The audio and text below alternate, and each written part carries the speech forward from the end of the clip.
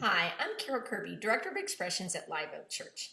The past few months have been personally challenging for us as we just finished a complicated move, worrying about COVID and the stress of putting on a Christmas and Easter program in uncertain times.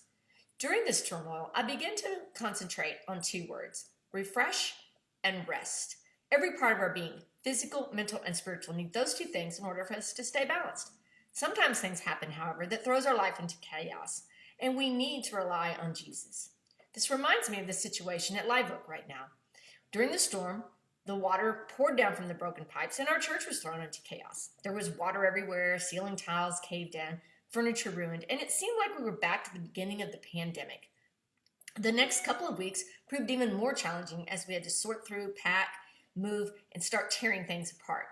It would have been easy to fall into despair, but then we began to see the silver lining.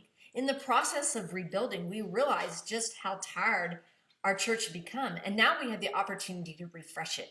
Sometimes it is necessary to tear things down in order to rebuild. The same is true in our personal lives. Sometimes we get used to the routine or boredom, and we fail to realize how tired and dull our lives have become. There may be a habit, an attitude, or negative self-talk that you need to remove from your life. And only when we remove the old can we begin to restore and refresh our lives. Sounds easy, but the process of restoration can be difficult. The work of restoring the church is complicated, and it has become a multifaceted job that takes hard work, perseverance, but is also important for us to take time to rest and stay focused. Refreshing our own lives can also be daunting, but if we use the Word of God to take things one step at a time, we can regain balance and focus. In the process, let's not forget that Jesus also dealt with many setbacks and opposition, just like you and me.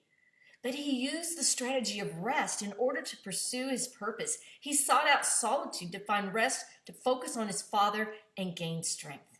And we need to do the same. Psalm 91:1 says, "Whoever dwells in the shelter of the Most High will rest in the shadow of the Almighty." One of my favorite verses about rest is Matthew 11:29 through 30. "Take my yoke upon you and learn from me, for I am gentle and humble in heart, and you will find rest for your souls. For my yoke is easy and my burden is light." While the burden may be too much for us to handle, it is light when we become yoked with Jesus. Only when we find rest can we become refreshed and find strength in him. Isaiah 40:31 says, "But those who hope in the Lord will renew their strength. They will soar on wings like eagles. They will run and not grow weary. They will walk and not be faint." After all, who doesn't want to soar like an eagle and never feel weary? Get some rest this week and see how God can refresh, renew, and instill strength and energy to your life. Have a great week.